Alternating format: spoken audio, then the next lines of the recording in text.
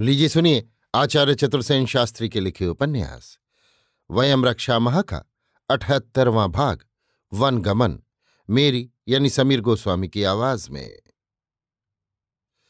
अंततः पूर्वदत्त वचनों के बल पर कैकेयी ने 14 वर्ष के लिए राम वनवास और भरत के लिए राज्य भोग लिया। राम को वन जाना पड़ा। सीता और लक्ष्मण प्रेमवश उनके साथ गए। दुख, क्षोभ और ग्लानि से दशरथ ने प्राण त्यागे। भरत ने राम को लौटाने के बहुत प्रयत्न किए पर सफल न हुए। तब वे राम के प्रतिनिधि रूप हो राज्य करने लगे। राम 10 मास चित्रकूट में रहकर दंडकारण्य चले गए तथा वहां 12 वर्ष पंचवटी में रहे। यहाँ जनस्थान में अगस्त से उनकी भेंट हुई। यहीं उन्हें राक्षसों का विकट साम्मुख करना पड़ा। अगस्त का इस समय दक्षिणारण्य में भारी प्रताप था। उन्होंने अनेक राक्षसों को मारा था। राक्षसों से उनके आए दिन झगड़े होते रहते थे। वे बड़े प्रतापी ऋषि थे। इनकी पत्नी वैदर्भी लोपामुद्रा थी तथा इनका आश्रम सब भगोड़ुओं का, आर्यों का आश्रय स्थल था। ये दोनों ही पति पत्नी वेद ऋषि थे। इन्होंने अरब सागर के जलदस्युओं को मारकर जल व्यापार निष्कंटक किया था। राम को अगस्त से तथा अगस्त को राम से बहुत सहायता मिली। दंडकारण्य में रहते हुए राम को सर्वप्रथम विराध राक्षस का विकट साम्मुख करना पड़ा। ऋषियों ने उन्हें इस तेजस्वी राक्षस से सावधान कर दिया था। ये विराध पहले गंधर्व था और इसका नाम तुम्बुरु था। ये लंका में कुबेर का कोई सेनानायक था। बाद में कुबेर से बिगड़कर ये रावण के प्रभाव में राक्षस हो गया तथा रावण के एक सेनानायक के समान दंडक वन में रहता था। ये तपस्वियों, ऋषियों, आर्यों तथा उनकी यज्ञ विधियों का घोर शत्रु था।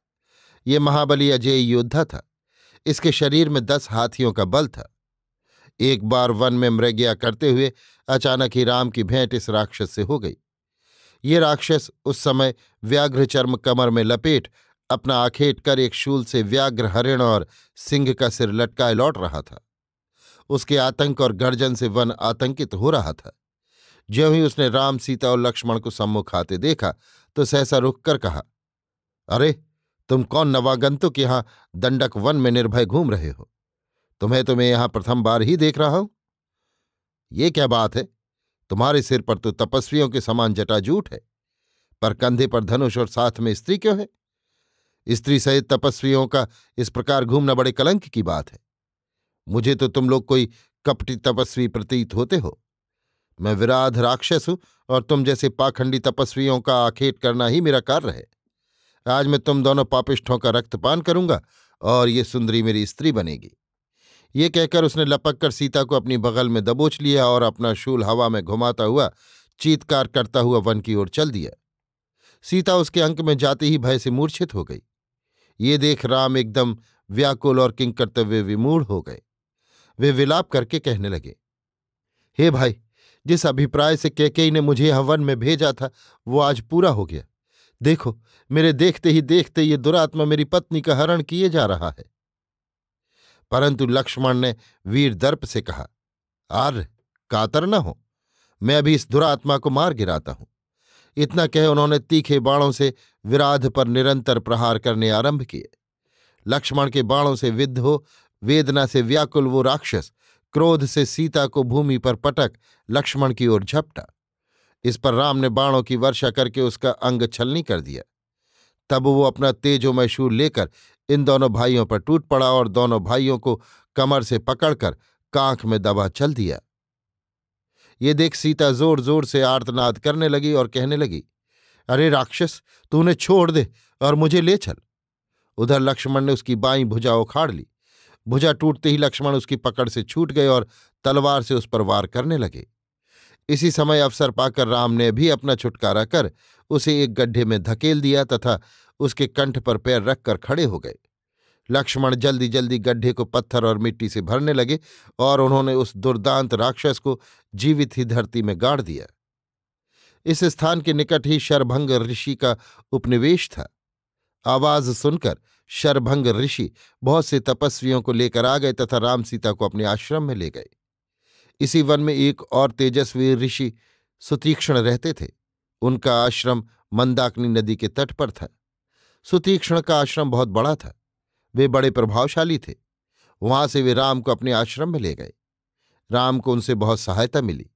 उन्होंने उन्हें कुछ अच्छे शस्त्र भी दिए तथा पंचवटी में आश्रम बनाकर रहने की सम्मति दी, और वहीं सब तपस्वियों और ऋषियों ने मिलकर दंडकारण्य के राक्षसों के उन्मूलन की योजना बनाई। इस प्रकार राम कभी इस ऋषि के आश्रम में कुछ दिन रहते, कभी उस ऋषि के आश्रम में, तो कभी पंचवटी में अपने आश्रम में रहते। इस तरह रहते हुए उन्हें 10 वर्ष व्यतीत हो गए। इसी समय शूर्पनखा से उनकी भेंट हुई और खरदूषण से विग्रह हुआ। अगस्त के कारण राक्षस बहुत कुछ दबे हुए रहते थे तथा अवसर पाकर अगस्त उन पर आक्रमण करते ही रहते थे। अगस्त का राक्षसों पर आतंक भी बहुत था। अगस्त का आश्रम एक अच्छा खासा सैनिक सन्निवेश था। बहुत देव गंधर्व ऋषि अगस्त की सेवा में उनके उपनिवेश में रहते, उनकी पूजा करते और उनकी आज्ञा मानते थे। राम के आने से उन्हें अपूर्व बल मिला। अब जब शूर्पनखा से उनका विग्रह हुआ और खरदूषण से युद्ध हुआ, तो अगस्त और सुतीक्ष्ण ऋषि के नेतृत्व में जनस्थान के सभी ऋषियों ने राम की सहायता के लिए युद्ध किया था। राम ने उनकी सहायता से ही जनस्थान को राक्षसों से रहित कर दिया था। उन्हीं के भय से रावण ने राम पर आक्रमण करने का साहस नहीं किया। चोर की भांति सीता को हर ले जाने की योजना बनाई। वास्तव में सभी ऋषिगण सशस्त्र रहते तथा युद्ध में धीरतापूर्वक लड़ते थे। आत्मरक्षा में समर्थ हुए बिना जनस्थान तथा दंडकारण्य में वे रह भी नहीं सकते थे। उनके उपनिवेश भी एक प्रकार से छोटे से जनपद ही थे, जहां प्रमुख ऋषि का शासन राजा ही की भांति माना जाता था और उन्हें कुलपति समझा जाता था। पंचवटी के निकट विंता के पुत्र गरुण के भाई जटायु का छोटा सा उपनिवेश था। जटायु दशरथ के मित्र थे। जब उन्होंने सुना कि राम दशरथ के पुत्र हैं, तो उन्हें राम से बड़ा स्नेह हुआ और उन्होंने उनकी बहुत सेवा सहायता की। उनका आश्रम अतिशय मनोरम था। वो एक सुंदर समतल पर सुरुचिपूर्ण ढंग से बसाया गया था। पास ही एक जलकुंड था तथा कुछ ही अंतर पर पल्लवित और वृक्षों से सुशोभित गोदावरी थी। चारों ओर ऊंचे ऊंचे पर्वत थे, जिनमें अनेक गुफाएं थीं। इन पर्वतों में साल, ताल, तमाल, खजूर, कटहल, आम, अशोक, तिलक, केवड़ा, चंपा, चंदन, कदम्ब, लकुच, धव, अश्वकर्ण, खैर, शमी, पलाश और गुलाब के रमणीय वृक्ष पादप सुशोभित थे। सीता ने अपने श्रम सीकर से सींचकर इस आश्रम को अत्यंत मृदु मनोहर बनाया था। कुंज में हर समय सारस, चकोर, हंस जलकुक्कुट क्रीड़ा करते थे। वृक्षों पर पक्षी चहचहाते हुए कलरव करते, मोर कूकते तथा मृग शावक छलांगे भरते थे। राम लक्ष्मण ने मिट्टी की दीवार और लकड़ी के खंभे खड़े करके ऊपर बड़े बड़े बांस तिरछे डाल तथा उन पर शमी की शाखाएं फैला तथा मजबूत रस्सियों से बांधकर उनके ऊपर कांस, सरकंडे और पत्ते बिछाकर उत्तम छायादार घर बनाया था तथा चारों ओर की भूमि को समतल कर वहां विविध प्रकार के फल फूलों के वृक्ष रोपे थे। राम लक्ष्मण गोदावरी में स्नान करते, मृग या आखेट करते, बलि हवि विधि करते, परस्पर कथावार्ता करते, तापसजनों और ऋषियों एवं जनस्थान निवासियों की सब भांति सहायता करते, सबके साथ कौटुंबिक की भांति रह रहे थे। सभी उन्हें उच्च कुलीन, धीर, वीर, सज्जन, हितैषी मानकर उनका सत्कार करते थे। सीता पत्र, पुष्प, फल मूल से आगत समागत सभी जनों का सत्कार और अभ्यर्थना करती। तपस्वियों की स्त्रियों के साथ हिलमिल कर रहती थी। सीता बड़ी भावुक, कोमल और मृदुल स्वभाव की स्त्री थी। सभी तापसियां उससे प्रसन्न और संतुष्ट रहती थीं। अभी आप सुन रहे थे आचार्य चतुर्सेन शास्त्री के लिखे उपन्यास वयम रक्षामः का 78वां भाग, वन गमन, मेरी यानी समीर गोस्वामी की आवाज में।